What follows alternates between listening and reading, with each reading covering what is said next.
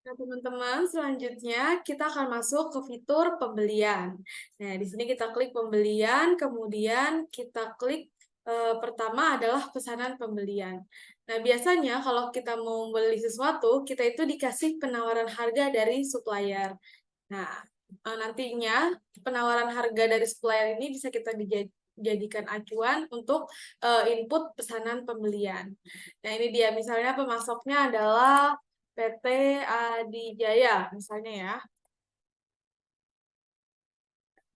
Tanggal berapa kita mau PO? Misalnya tanggal hari ini kita PO. Nah, ini bisa kita isi dengan nomor referensi sesuai keinginan kita, nomor urutan, atau secara otomatis juga bisa gitu. Misalnya PO Jaya Makmur JM 0001-2023, misalnya kayak gitu. PO 1 ini artinya. Nah, teman-teman bisa klik di sini, cari atau pilih barang dan jasa yang mau kita beli. Misalnya kita mau beli Asus ExpertBook. Nah, ini dia, teman-teman. Udah ada kode barangnya. Tapi kalau misalnya teman-teman belum ada kode barangnya, teman-teman bisa klik ke persediaan, kemudian klik barang dan jasa. Nah, teman-teman bisa secara manual input di sini atau bisa juga import data di sini. Dari Excel bisa, dari grup bisa, dari rincian varian bisa. Tapi lebih mudahnya kita sebenarnya lebih mudah import. Tapi karena kita belum menyiapkan datanya, jadi kita boleh secara manual di sini. Misalnya, nama barangnya adalah laptop Lenovo. Lenovo Yoga Slim, misalnya. Nah, terus untuk kategori barangnya kita bisa pilih umum. Nah, ini termasuk pada jenis barangnya persediaan. Kemudian ini kode barang dan jasa. Ininya nggak apa-apa, nggak usah diisi.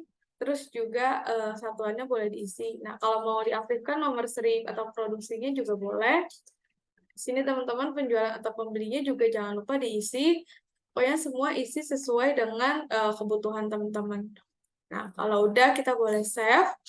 Nah, di sini pesanan pembelian kita masukin deh. Tadi kita mau beli apa? Mau beli laptop Lenovo. Tulis di sini Lenovo Yoga Slim. Nah, kita masukin di sini. Kita misalnya mau beli berapa unit? Misalnya 4 unit. Nah, harganya berapa? Harganya misalnya 12 juta gitu. Nah, kita mau pakai VPN, teman-teman. Kalau misalnya mau pakai, jadinya ini tetap dicentang. Tapi kalau misalnya nggak mau dipakai, dihilangin juga bisa. Nah, kita centang di sini. Kita bisa pilih menu gudang utama. Di sini kalau misalnya ada diskon, boleh dimasukin berapa persen. Nanti dia akan otomatis rupiahnya di sini. Gitu. Kalau udah, info lainnya hanya sebagai keterangan aja sih. Nah, ini selanjutnya. Kalau udah kayak begini teman-teman, ini namanya udah berhasil. Alamat kirimnya kita isi sesuai dengan alamat kita. Misalnya ini alamat kita. Nah, terus keterangan ini bisa berupa keterangan-keterangan seperti delivery time atau TOP kayak gitu teman-teman. Nah, terus perkiraan tanggal pengiriman kita bisa juga ubah di sini. Kemudian pengirimannya menggunakan apa? Gitu. Kita bisa atur-atur di sini FOB-nya, di mana destination atau shipping point, kayak gitu. Nah, kalau untuk yang ini adalah tambahan biaya. Semisalnya ada biaya di luar dari harga si laptop ini, kita bisa masukin di sini. Sebagai contoh, ada biaya ongkir, kita boleh masukin di sini. Biaya ongkir nanti ada di sini pokoknya. Nah, terus atau biaya packing misalnya dikenakan, kita juga bisa masukin di sini. Tapi kebanyakan sih rata-rata ya teman-teman harga ini udah include semuanya gitu. Nah, kalau udah selesai, kita bisa klik save. Nah, selanjutnya teman-teman kita masuk ke penerimaan barang. Jadi sebenarnya cara untuk penerimaan barang itu ada dua, teman-teman. Bisa kita tarik melalui sini atau bisa kita dari pesanan pembeliannya. Kayak ini. Kita mau penerimaan barang yang tadi kita PO misalnya ya. Kayak gini teman-teman. kita klik aja PO-nya, terus kita proses. Lalu kita klik penerimaan. Nah, nanti kita langsung ditujukan ke fitur penerimaan barang sini. Nah, kita lengkapi mulai dari tanggal penerimaannya, misalnya tanggal 16, lalu di sini ada nomor form seperti yang tadi nomor PO ini urutan gitu. Ini bisa secara otomatis ataupun kita bisa edit sendiri gitu. Nah, ini nomor terima biasanya berisi nomor surat jalan dari supplier. Nah, terus teman-teman, kalau misalnya kita menerima penuh, kita bisa langsung lihat di sini. Misalnya kita tadi pesan 4, dan ternyata yang datang juga 4, ya udah kita bisa masukin di sini 4. Tapi kalau misalnya kita pesan 4, ternyata yang datang hanya 2, kita bisa klik di sini. Oh ya, kita harus isi nomor terima dulu. Misalnya nomor terima Adijaya itu AJ1, misalnya kayak gitu ya. Nah, kita tulis di sini, saya kita terima hanya 2. Kita tulis di sini 2. Lanjut. Nah, terus kita tambahin, misalnya di sini mau keterangan apa. Nah, terus ini kita mau tambahin juga info pengiriman, ternyata aslinya itu tanggal berapa gitu. Kita atur-atur aja ini teman-teman untuk yang info lainnya. Kemudian kalau udah seperti ini, kita bisa langsung save. Nah, teman-teman tadi kan ada kurang 2 lagi yang belum penerimaan. Kita bisa juga dengan cara yang kedua, yaitu pembelian, penerimaan barang. Nah, terus kita masukin di sini. Kita mau nerima barang dari siapa? Dari Adijaya. Kita terima tanggal 16 misalnya. Terus di sini Adijaya 1, karena nomor terimanya sudah sama kayak tadi, mungkin kita tambahin lagi aja. Adijaya 2 gitu. Karena kan dia kan 2 kali pengiriman juga kan. Nah, ini nomor form, tadi bisa otomatis atau bisa kita ubah sendiri. Nah, kemudian kalau udah kayak gini, kita ambil, teman-teman. Kita ambil dari pesanan pembelian.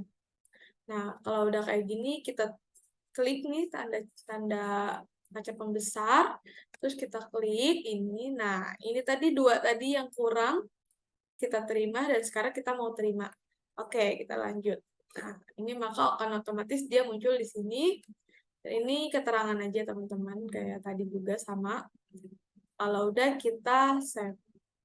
Nah, maka kalau udah selesai di sini di penerimaan barang, pesanan pembelian, otomatis dia akan terproses.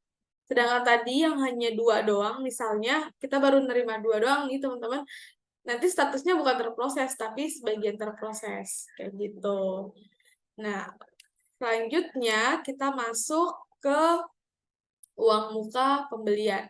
Nah, uang muka pembelian ini ada apabila faktur duluan, baru kemudian kita terima barang.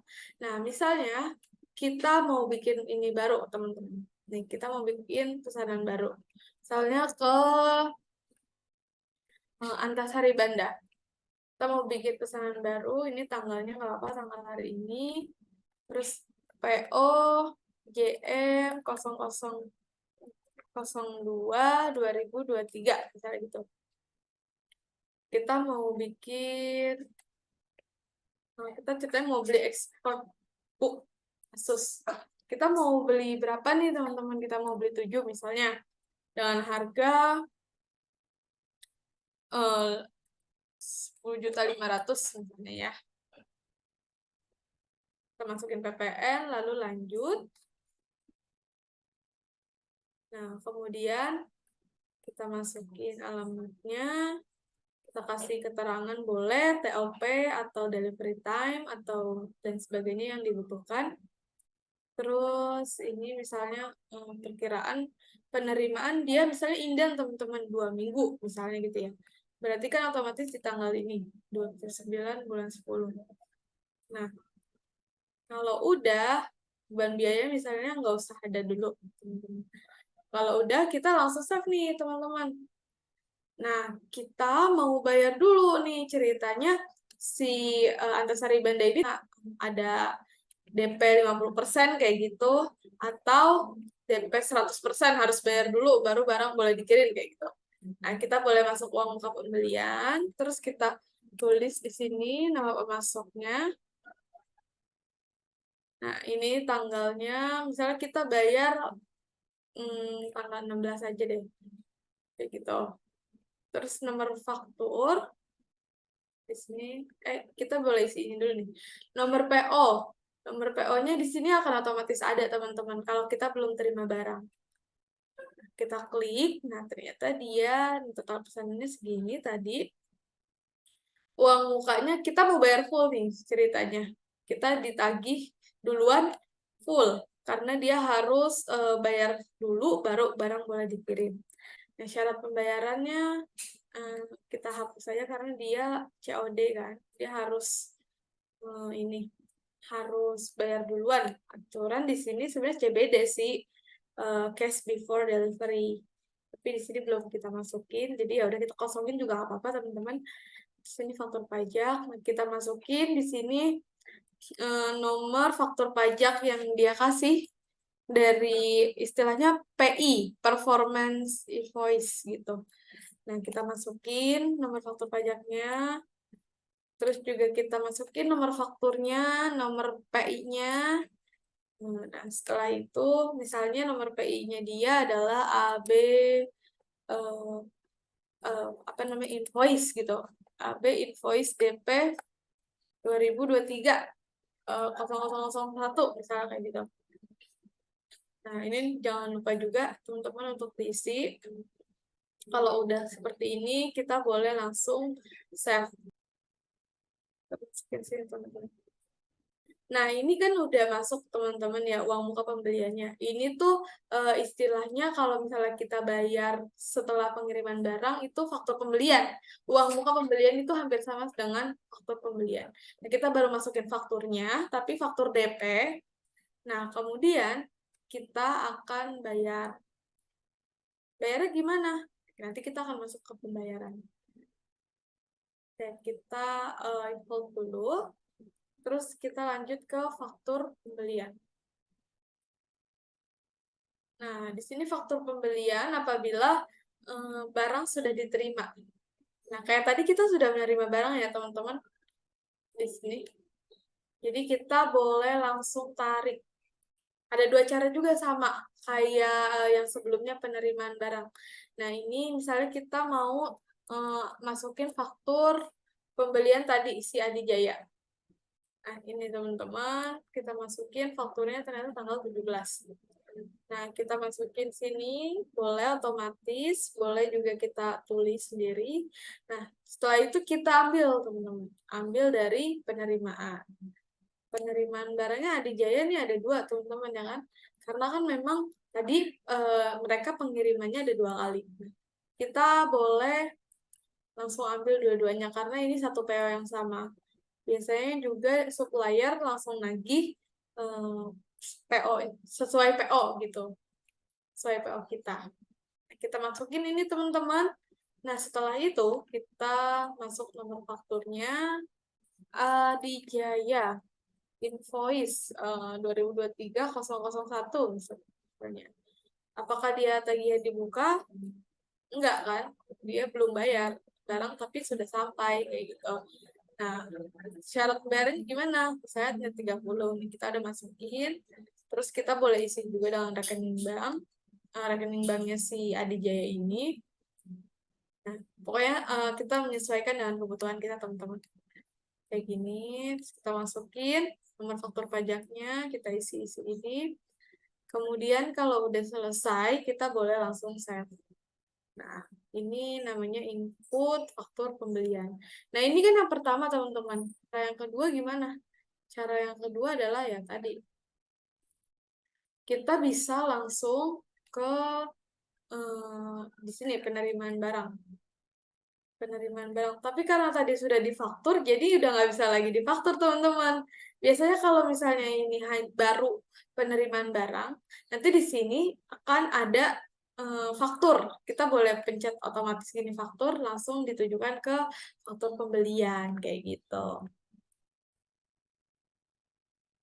Selanjutnya teman-teman kita mau menggunakan fitur pembelian, yaitu pembayaran pembelian. Nah, yang ini ada dua cara teman-teman. sama kayak yang sebelum-sebelumnya seperti pesanan pembelian atau penerimaan barang atau foto pembelian. Kita bisa narik dari transaksi sebelumnya gitu. Nah, misalnya ini kita kan masih punya utang nih sama Adijaya waktu lalu. Nah, kita bisa bayar sekarang misalnya nih ya. Adijaya. Bukan pembelian yang baru kita beli, tapi yang udah agak lama. Kita masih ada soalnya utang. Kita bisa masukin nih, misalnya kita mau bayar pakai BCA. Nah, kita mau bayar di tanggal, misalnya tanggal 18, kita mau lunasin gitu, semua yang utang kita. Misalnya kita mau transfer satu-satu atau langsung dua juga boleh. Karena kita kan di sini ada dua faktur yang belum dibayar. Nah, kita misalnya mau transfer yang satu dulu aja. Walaupun kita bayarnya hari itu juga, tapi kita mau beda multi transfer itu boleh kayak seperti ini jadinya. Nah, ini teman-teman. Ini yang waktu lalu kita belum bayar. Nah, teman-teman boleh langsung klik ini, hitung nilai pembayaran. Nah, maka akan otomatis kita akan membayar di sini faktur dibayarnya itu sebanding sama gitu dengan nilai pembayaran yang memang seharusnya dibayar. Nah, kita metode bayarnya apa teman-teman? Apakah pakai cek giro, transfer bank, tunai, edisi, kris, atau yang lainnya? Biasanya kita transfer bank di sini. Boleh masukin rekening banknya, keterangannya, dan segala macamnya. Nah, teman-teman, kalau udah kayak begini, kita boleh langsung save. Maka yang faktur Adijaya yang kemarin, yang lalu itu sudah otomatis lunas. Gimana cara lihat lunas atau enggaknya? Kita boleh ke sini, faktur pembelian. Kita ini, terus kita tulis aja di sini cara otomatis Adijaya. Maka di sini yang satu akan terlihat statusnya adalah lunas. Nah, misalnya kita mau bayar yang ini, teman-teman. Tapi kita pakai cara yang satu lagi. Nah, kita hapus dulu ini pembayaran pembeliannya ya. Kita mau beli nih, mau bayar faktur pembelian yang ini. Tapi kita mau bayarnya 2 kali, teman-teman. Boleh. Nah, kita langsung buka fakturnya, terus kita proses, kita pembayaran. Nah, setelah itu, kalau udah kayak gini, teman-teman, kita masukin banknya, BCA juga misalnya. Nah, misalnya kita mau bayar tadi tanggal 18 ya. 18. Nah, ini teman-teman kita mau bayar 2 kali nih, mau tanggal 18 sama seminggu lagi nanti. Ya udah, berarti kita boleh, kita pembayaran pertama baru 30 juta dulu lah teman-teman gitu. Kita boleh nih di sini teman-teman untuk klik 30 juta.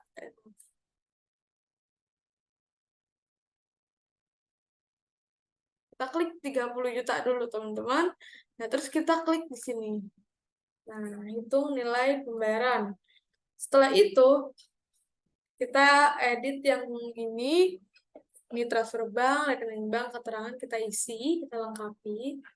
Nah, setelah itu kita baru boleh langsung save. Kalau udah kayak gitu, teman-teman, kita boleh cek lagi nih di faktur pembeliannya, apakah udah bayar setengah. Kita lihat. Tapi walaupun kita udah bayar, di sini kan memang belum lunas kan. Tapi kita bisa buka di sini, teman-teman.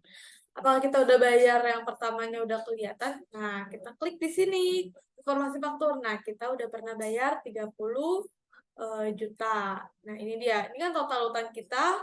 Terus kita pernah bayar di tanggal 18 itu 30 juta dan sisa utang kita adalah 23.280.000. Nah, kita mau lunasin lagi sekarang nih, teman-teman.